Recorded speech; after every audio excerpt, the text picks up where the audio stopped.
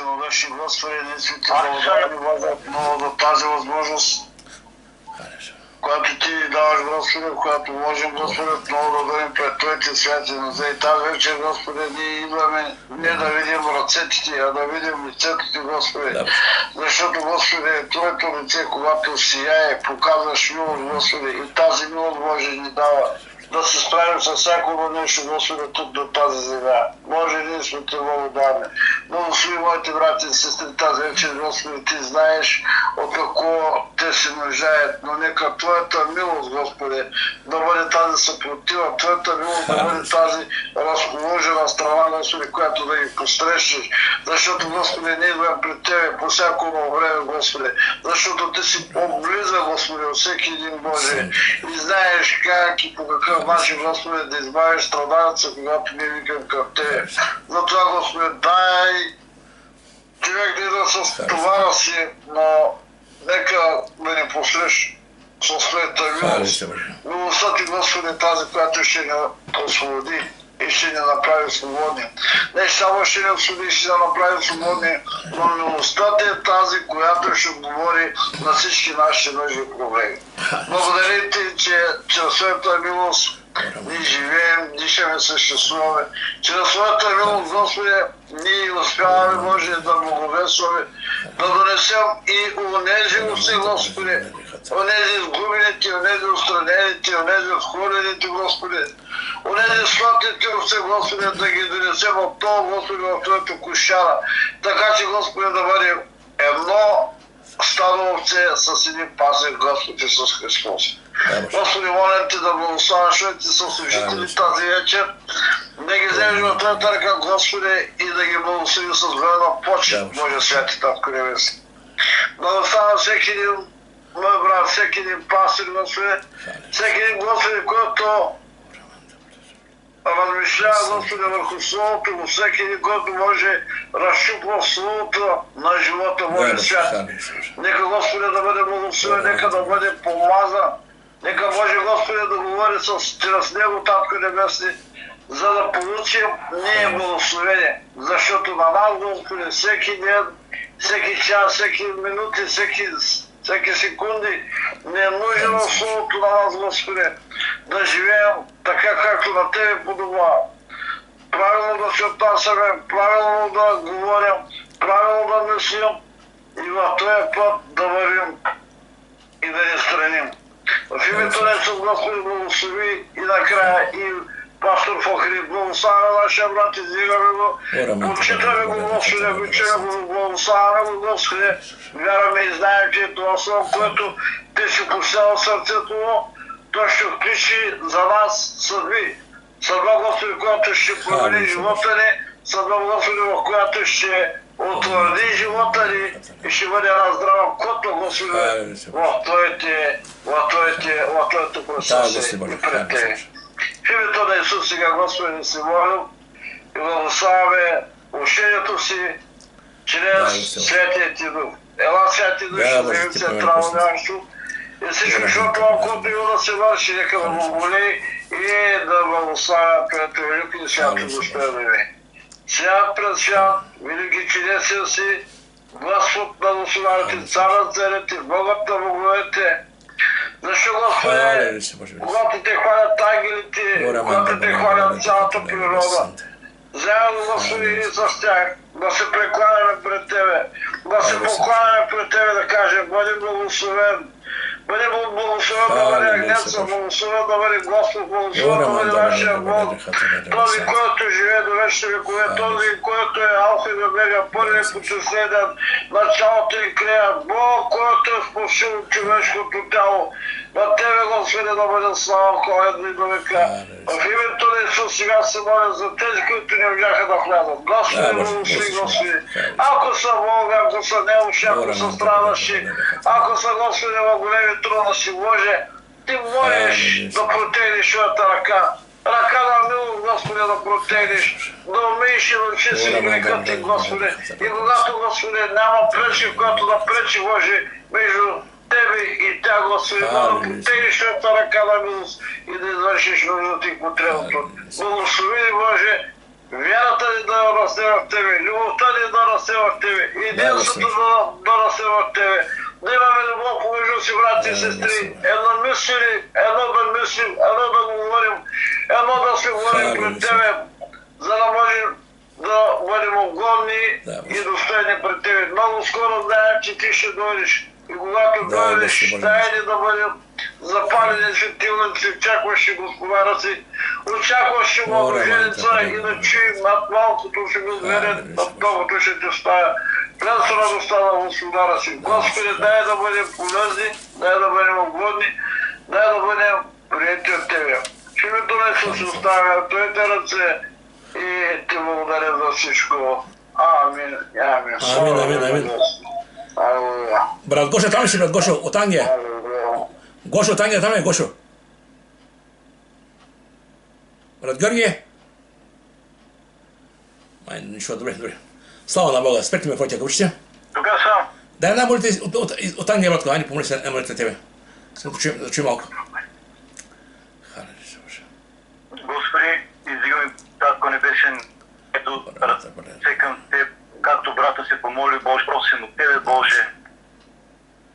Да, Господи, хората, които дигат ръце и глас към Тебе, Боже, да придобият Твоето благоволение, Боже. Дай ухо, дай ръка, Господи, дай наши брати и сестри, които имат нужда, Господи, от Слово, от сне. От този дух на слушане, на хваление, Господи, на благовестване, Боже. В тези трудни времена, Господи, ние търсиме само едно, Господи, Татко Небесен. Близост с Тебе, Боже. Живот с Тебе, Татко Небесен. В името на Исус те молим, благослови брата, който ще разчупи хляба на живота. Да, Господи Боже.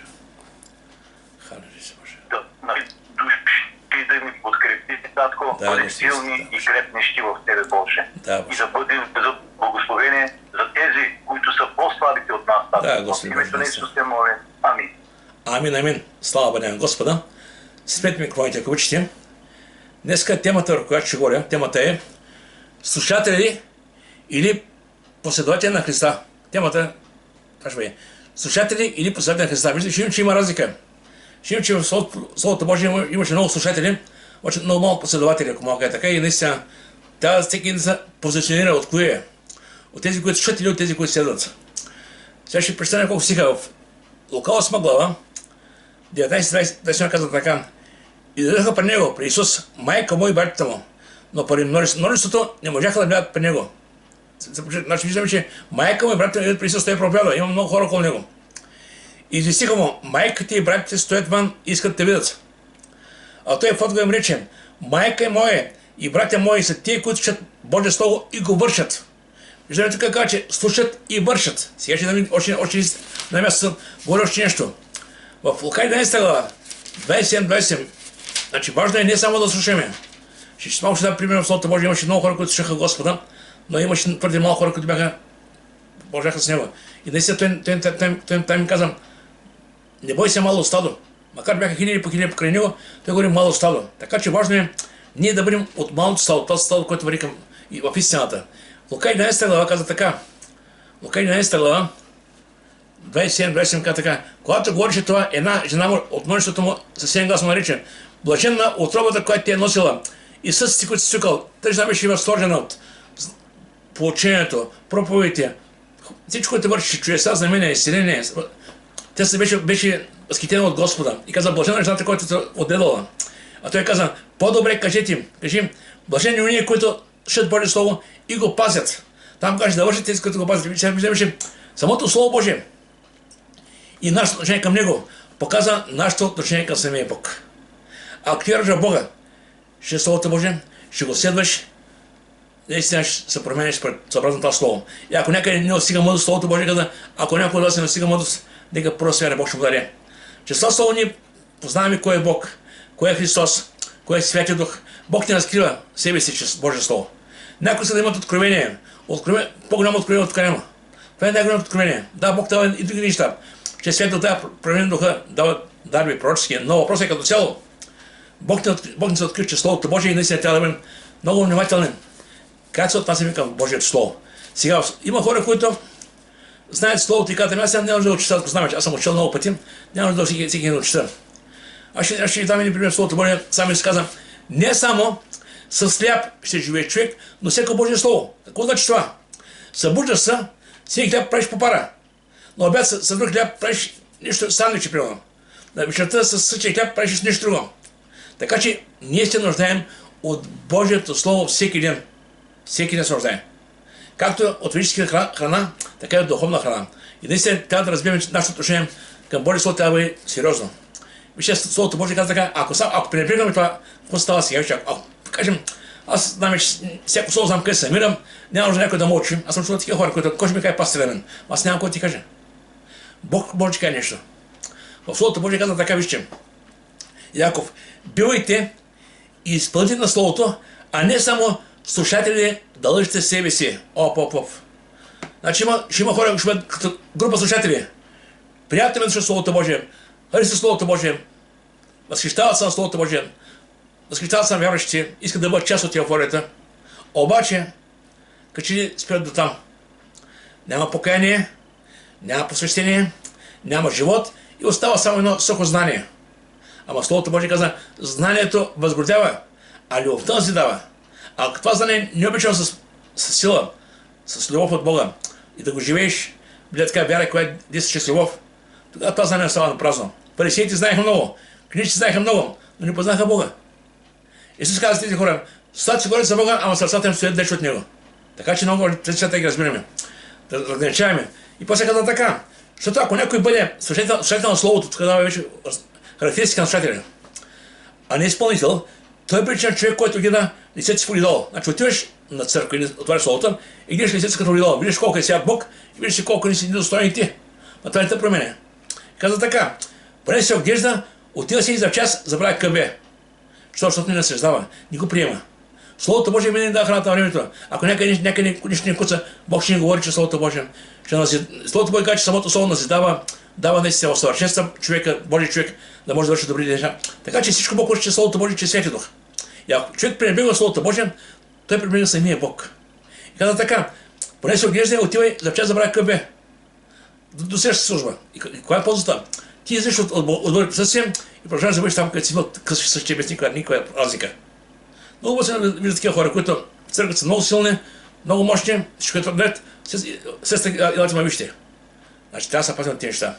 И каза така, на който вникне съвършеният закон на свободата и постоянство, вижте, важно, той е много постоянство. Той като не завърви слушател, но деятелен изпълнител, ще бъде блажен в дейностите си.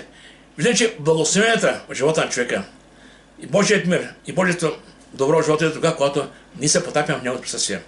Когато четем Словото Божие, когато разсъждаваме, даже не всичко да разбираме.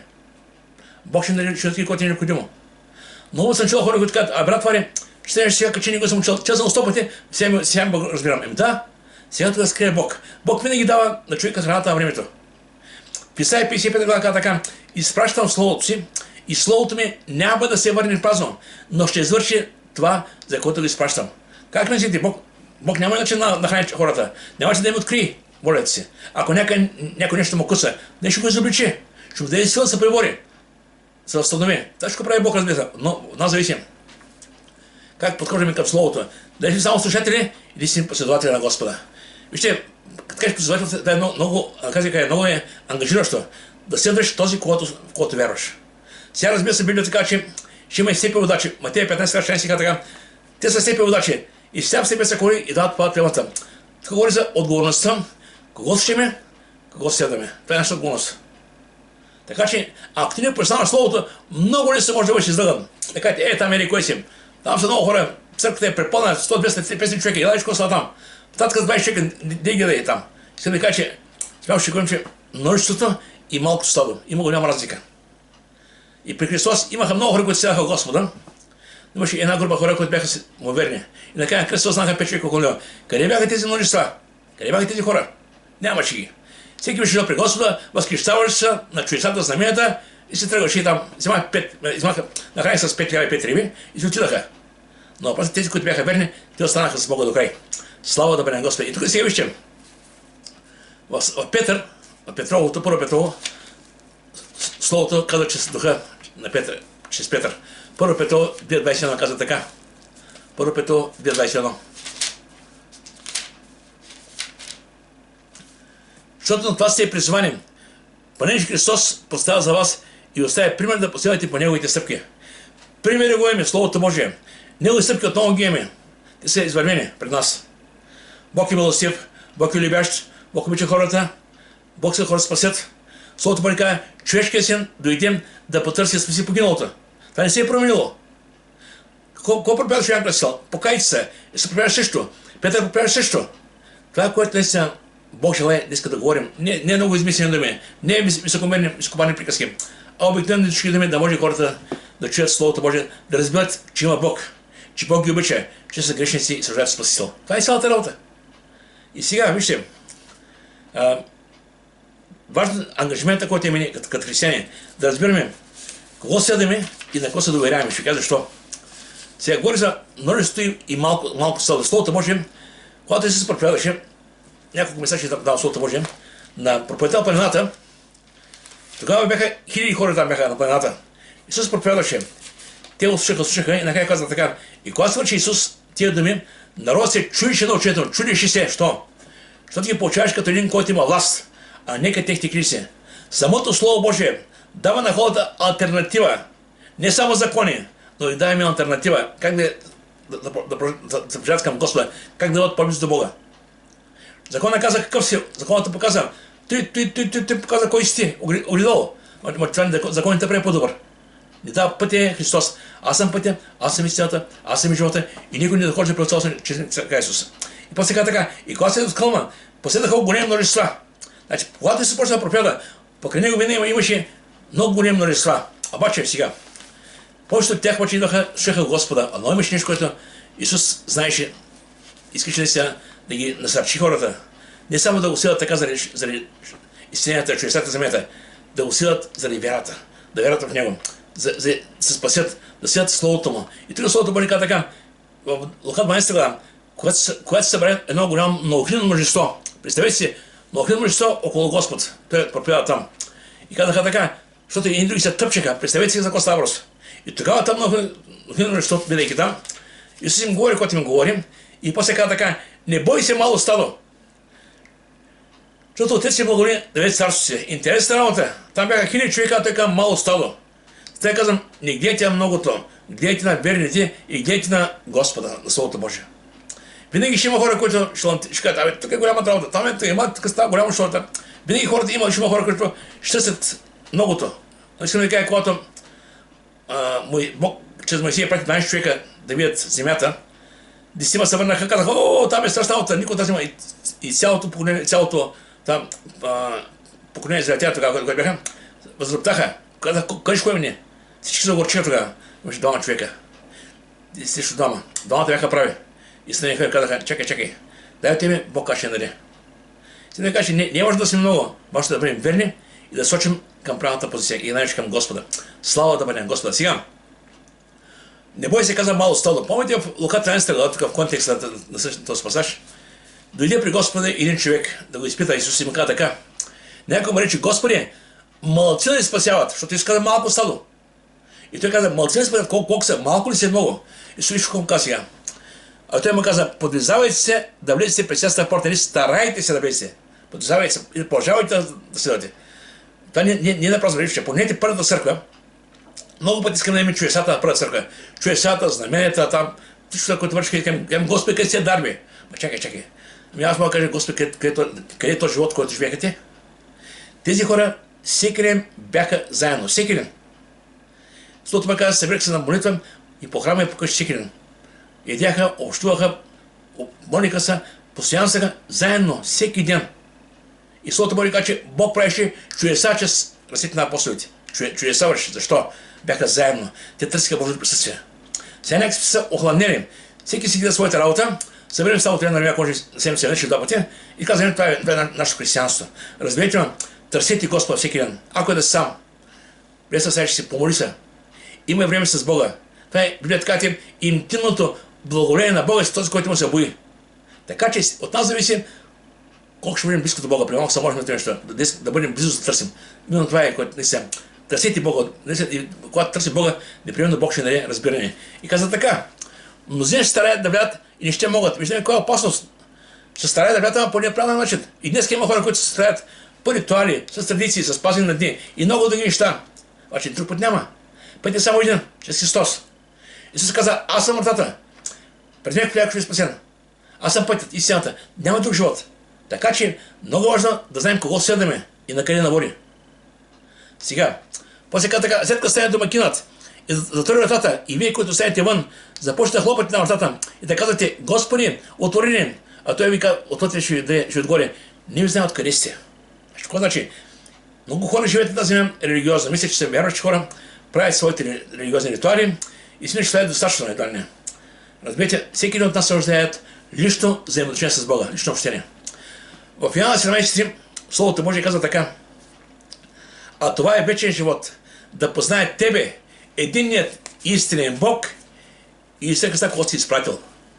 И наистина това е много важно за нас да имаме правилно разбиране относно това. Къде искаме да бъдем?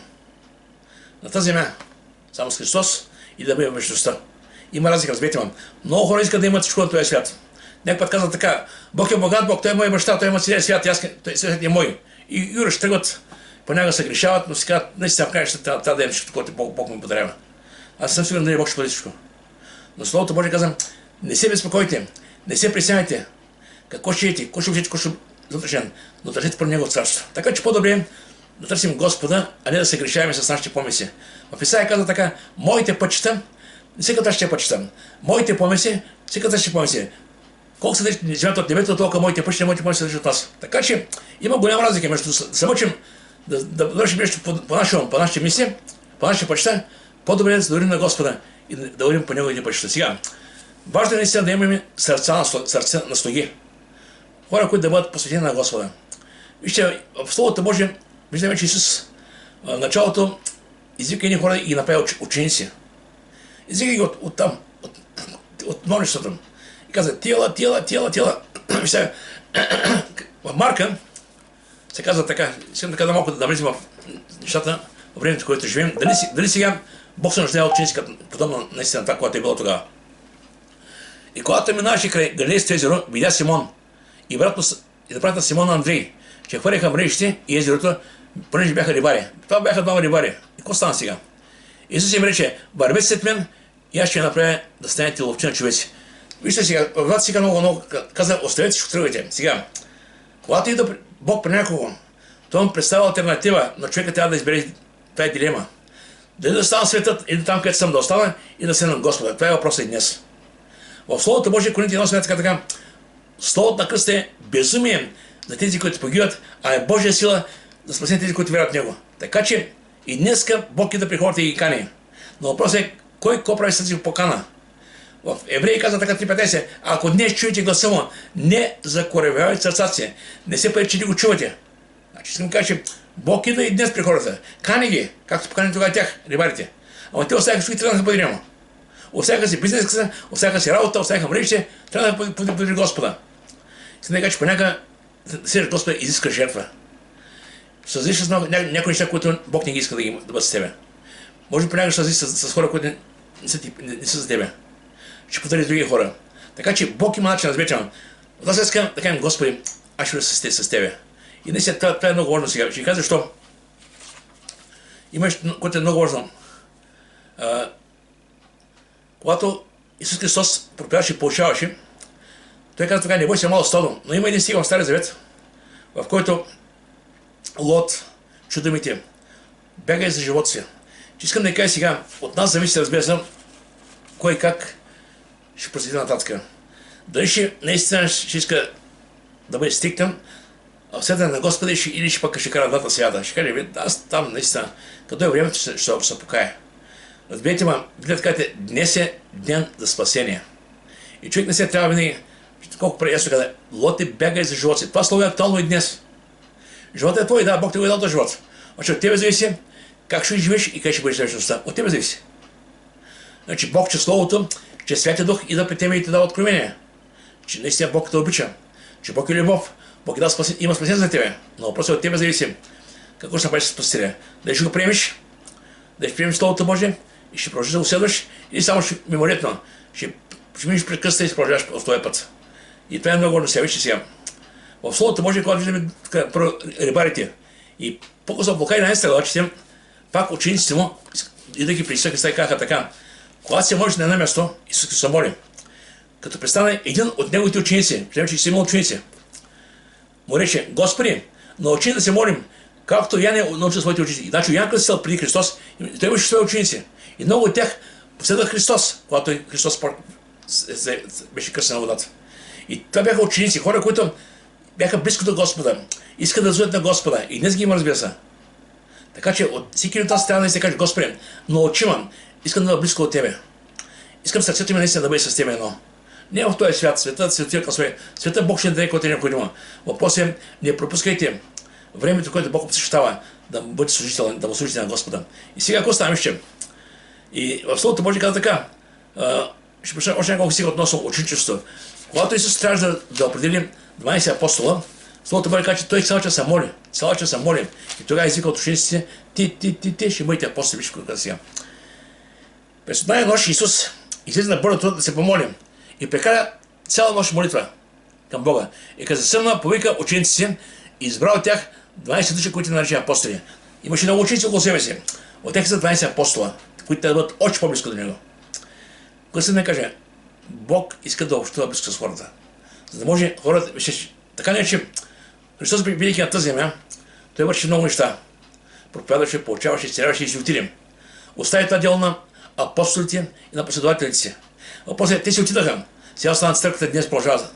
Въпросът е: ти къде си в това отношение? Къде си ти? Някъде или в делото Христо? В делото. Значи много важно човек да бъде отворен, да бъде така: и Господи, искам да бъда като тях. Ние искаме техни неща, ама техни неща, че го няма пред нас днес. Аз казах, тези хора всеки ден бяха прикараха заедно. Но има нещо, което може да вижте.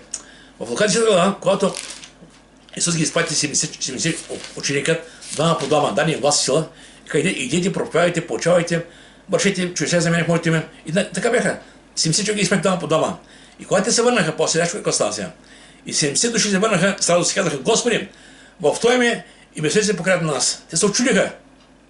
Те разбираха, че това, което става, това не беше тяхна сила. Това беше от Господа.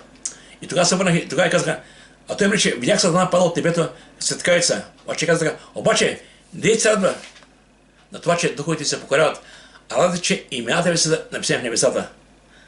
Радвате, че вие сте Божии. И не, когато слушате земя, ще бъдете при Бога. И сега вижте, нещо, което е важно. Чувал съм хора, които казват: брат, аз не мога да приказвам много добре, аз не мога да се изразявам много добре. Аз също се към тя и кажа: вижте, говоря бързо понякога. Но въпросът е тук, не е въпросът как говориш, не е въпросът какви слабости имаш. Въпросът е да бъдеш верен на Бога. Ще дам апостолите, понете Петър и Йоан, рибари.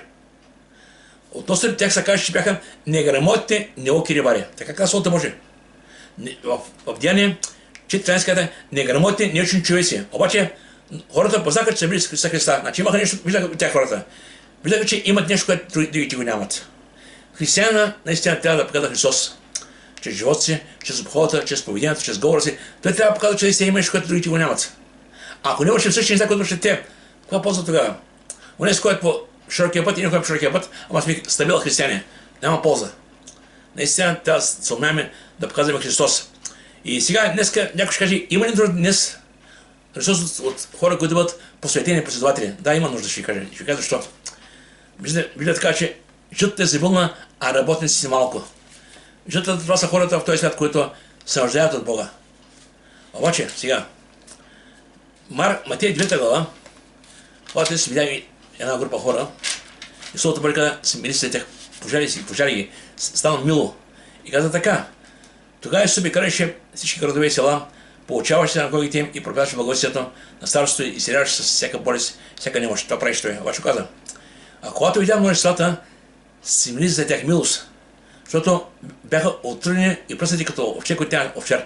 Слободени хора. Всеки си живее своя свят, обаче слаба работа, нямат алтернатива, нямат живот, не знаят какво правят. И тогава е рече на ученици: жътата е завилна, а работници си малко.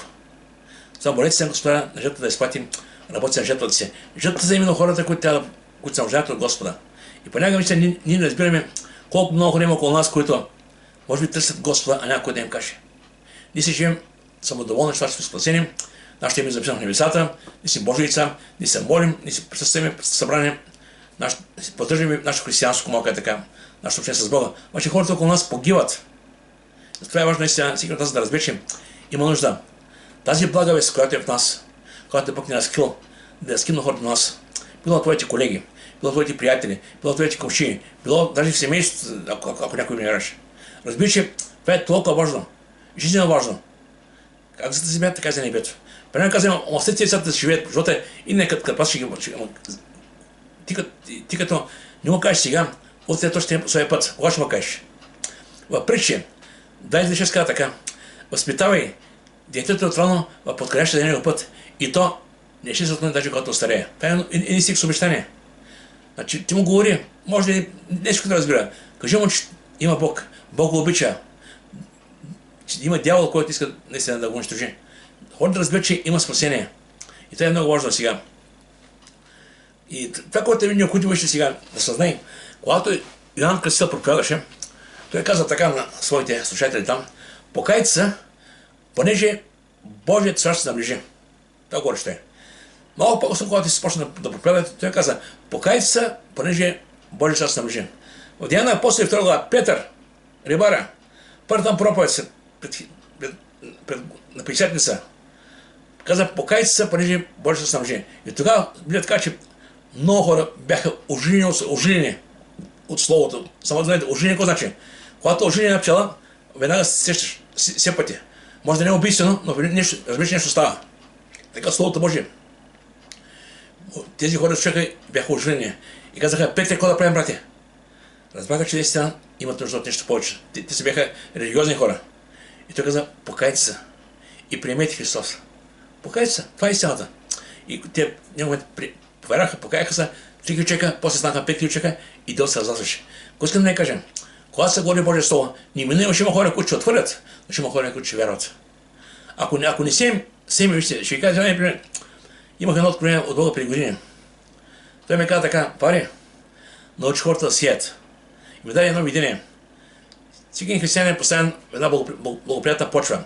Почва на турена хубава, обаче ако не хвърлиш семе, няма да има плод. Може цяло да живееш на това място и никой няма да имаш плод. Защо? Защото никой не специал нищо. А семето е именно Божието Слово. Така че наистина това е нарада. И сега, искам малко да отида една стъпка по-напред. Не само да кажеш да хвърлиш, няма и друго. Когато хвърлиш едно семе, трябва да го полиш, трябва да го грижиш, трябва наистина да се грижиш за него, докато покълне, докато стане самостоятелно. Така и с християните, виж сега. Много път съм чувал, когато казват, аз се казах на 10 човека за Господа, ама тия 20 може да кажеш, това си още нищо, не само да кажеш. Говорим за грижата. Самия апостол Павел казва, вижте, Словото Божие казва така. Тимотей, ти прочие, чадо мое, закай благодатта, която е в Христа Исуса. И кажи сега. И какво си чул от мене, при много свидетели, това кажи на верни човеци, които са способни и други да научат. А че видим тук говорим сега, не само да кажем Богата и да го оставим. Напротив, вземем под нашето крило, стъпка об стъпка, полека, този човек да израсне вярата и да почне да го на другите. И знаете, аз съм казал много пъти, представете си една малка селка, към около 36 човека.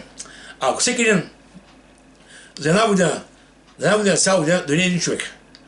Са 80 човека.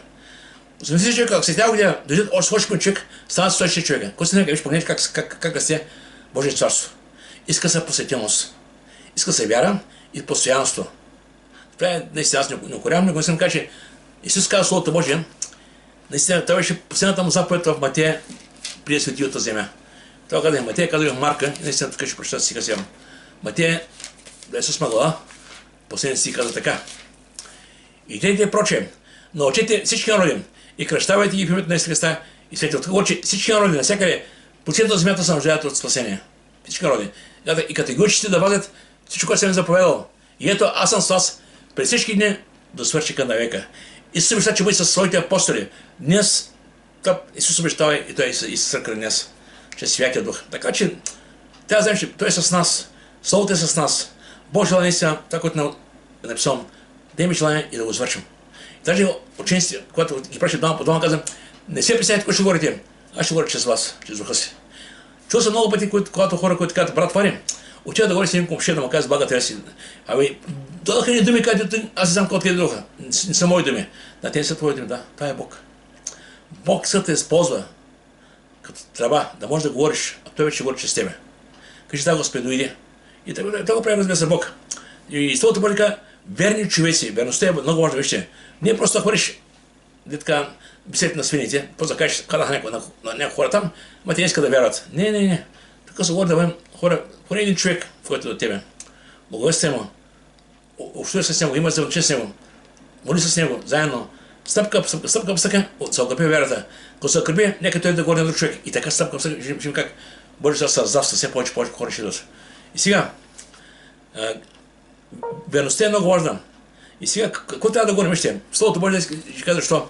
Примерно, ще апостол Павел казва така, не се срамувам от благовестието Христово, което е Божия сила за спасение всеки, който вярва. Значи, благата вест е Божия сила. Не са наши човешки думи. Понякога има хора, които разкрасяват Евангелието, правят всичко толкова много красиво, но няма нужда. Няма нужда. Защото това слово, което Бог е оставил, това е словото, което води хората към покаяние. Защото ако аз му обещавам неща, които Бог не ги обещава, той ще на църква, ще какво става ти, какво ми говориш, какво става Словото Божие. Zato, че нашите обещания са това, което Бог обещава. И Словото Божие казва, не се срамувам от Благовестието Христово, което е Божия сила за спасение всеки, който вярва. Така че самото Слово Божие е сила за спасение. Но това, което се от нас, вижте Словото Божие, апостол Павел казва така. Така всеки човек да не счита за Христови послужители и настойници на Божията тайна. При той, което тук се иска от настойниците, всеки да се намери верен. Не е много знаеш, не е много еродиран, не е много красиви думи. Верен. Верността е важна, виждам. И когато човек е верен, той непременно ще бъде употребен от Господа за Божия слава. Слава да бъде на Господа. Сега, самата дума с Христов ученик това е и привилегия. Привилегия и отговорност. Сега, понякога, разбира се, има моменти, в които може в семейството да те разберат. В Словото Божие сам Исус преподеше. Понякога неприятели на човек ще бъдат домашните му, така казва Словото Божие. Ще има и такива моменти. Словото Божие казва, да не мислите, че дойдох да поставя мир на земята. Не дойдох да поставя мир, а нож. Защото когато дойдох да настроя човек против баща му, ще против майка и снаха против кърви и неприятели на човек ще от баща му, неприятели. Понякога знаете какво става? Понякога аз се става за мен, когато в семейството някои вярват, други не вярват. Винаги става конфронтация. Дявола използва нашите най-близки родители, деца, хората, които са около нас, които не вярват, да скъпи нашата вяра. И пример, ние ги обичаме, обичаме и Господа. И се получава него си пред дилемата, какво да правим. Аз се накажа, продължавайте да силате Господа. Други неща в църква ще правят, разбираме. И тук ще сами се предупреждава. Ученика не е по-голям от учителя си, не слугата по-голям от господаря си. Доста на ученика да бъде като учителя си и слугата като господаря си. Ако стопанина, само за Исус, нарекоя Белзевул, то колко повече домашните му. Така че, ние като християни трябва да бъдем готови. Всяко едно изпитание, през което трябва да преминем. Понякога може да е тежко, може да е трудно, но разбира, че Бог не се променя и той не се иска неговите деца да осъзнават времето, което живеят и да бъдат верни на Бога. И тук казва така, ако светът ти мрази, знаете, че мене при вас е намразил. Това говори Исус Христос. Ако бяхте от света, светът ще дреби своето. А поне не си от света, но аз идвах от света, затова светът ти мрази. Помни думата, която ви казах, слугата не е по-голям от господаря си. Ако мене гониха, и вас ще гонят. Ако се пази моето учение, и вас ще пазят. Но ще ви сторят поради моето име. Значи виждаме, че така Словото Божие предупреждава, че всеки от нас може да преминава през различни изпитания, макар да са неоснователни за нас, но ще ми кажа, че ние сме в земята, където Бог е с нас, но видите така, че на тази земя князът е Сатана. Така че ще има конфронтация, но Бог, който е в нас, ще ни даде силата да преодолеем. Сега важно е ние като християни да устояваме. Ще кажа защо? Ще е важно. В Словото Божие предупреждава, имаше и ученици, прямо казаха на ученици. И част от тези ученици, когато чуха Словото Божие, когато Исус говори, ще се глава, каза така: който не иде от тялото ми и не пие от кръвта ми, няма тяло с мен вечността. Тук говори, не е толкова за Господна трапеза, говори за който не приеме жертва на кръста на Голгота, който не бъде очистил в Христовата кръв, той няма как да бъде в небето. Тук говори за да приеме жертва на Голгота, тази жертва на Голгота. Те обаче тези ученици не разбраха това, което му говори, и казаха така. И те, мнозина от учениците му рекоха: тежко е това учение, кой му не услуша. И те ви казаха: как ще бъде това живка, да сме канибали, как ще нещо? Те даже не се размислиха, не разсъждаваха. И тогава каза така, поради това мнозина от учениците му отстъпиха и не ходиха вече с него. Виждаме какво става. Вярващи ученици тръгват Господа, принимат не разбират словото и тръгват в пътя. И днес ги има много път така. Има слово, което може някой човек не разбира да се облазни и да отпадне от вярата. Ама не иде попада. Съберем при те пастира си, при те брати и сестрите, които са духовни в църквата, дякони, презвитери и хора, които могат наистина да дадат светлина. Така че не трябва да отпаднем от пътя, нещо не сме разбрали. И тогава и свети при апостолите каза, и вие си ходите. И тогава Петър каза, Господи, при кого да отидем? Ти имаш да ме вечен живот. И ние вярваме и знаем, че си Христос, син на живия Бог.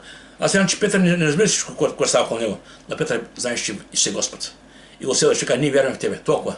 Ако искате, което става около нас, ако не го разбираме, знаем, че ние ще седаме и с Тебе искаме да бъдем един. Слава да бъдем Господа. И това е много важно, човек да има вяра в Господа и да не се колебае от това, което става около него. И има, разбира се, има цена, която човек трябва да плати. Понякога цената може да бъде сериозна. Говориш някой приятел, има някой път верни приятели, аз съм имал верни приятели, с които сме приятели дълги години, когато аз повярвах, ти казах, оставя бягат, не искам да нещо с тебе. Добре, това е твой избор.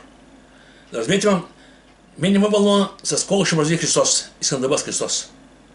Защото понякога хората почват да подиграват. Абе ти да не става на Божен. Абе, ако правиш там, кой говоря там, попа или кой си, почват наистина така. Разберете ме, това е време на устояване. И тези, които сте верни, те ще бъдат верни после. Тези, които ще отпаднат, не се притеснявайте. Ти можете да станеш с Господа. И помните, когато Исус Христос дойде при него един човек и му каза, Господи, ще седам където да идеш. Исус му каза, ти си имат леговища, а ти си имат диза, или си леговища, човешки си няма где да послони. И тогава каза така, и на друг рече, върви след мене. А той рече, Господи, позволи ми да първо да благодаря баща си.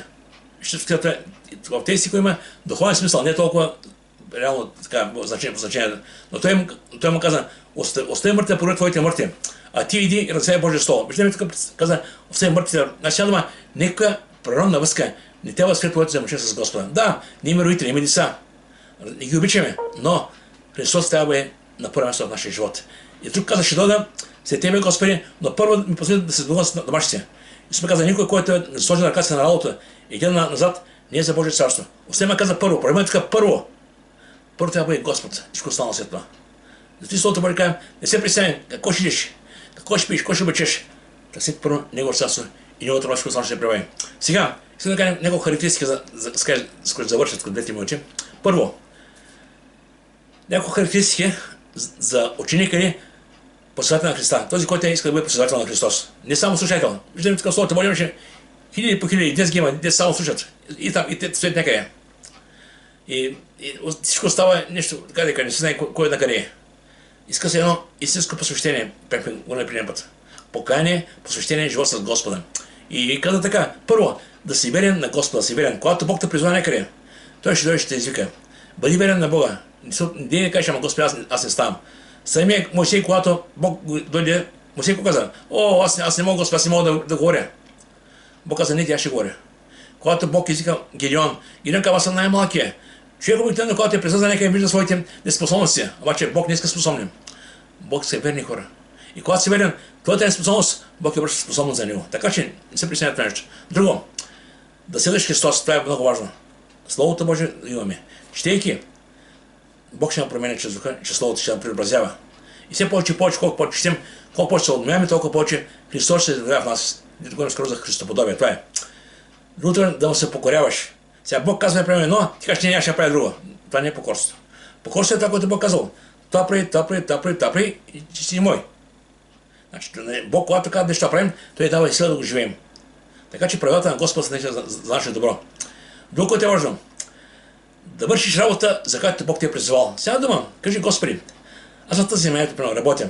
Имам семейство, трудя се, гледам моите работи. Доволно ме тук. Обаче, покажи ми, какво мога да направя за Божието царство, за да бъдат полезни за небето. Защото когато ти в небето, нищо това, което свършат да земя, няма да премине там. Ще преминат много други неща. Да така, че цялото небе се радва, което е едно ще се кае. Цялото небе, което е ще се покае. Това, което казва, гладен бях на край трима, жена бях на поим в трима, тръмица бях, болница бях. Това са важни неща, които бъдат небето оценени. Така че това е много елементарно и важно за нас. И важното е, вижте, да имаш сърце на слуга. Това е много важно. Не да се гледаш на хората отгоре, напротив, бъди един от тях. да им помагаш, да можеш наистина, с който може да се и да им категорично усети Словото Божие. Сега, днеска Господ иска да види сърца, които са готови да му служат и които са готови да поставят интересите на Божие царство на техните собствени интереси. Това е много важно. Вижте си, има ли сега в Словото Божие, който завърша? Не е важно колко си успешен в този свят. Бизнеса, работа и други неща. Важно е доколко си верен на Бога и се отговорен на това, което върши Божие царство.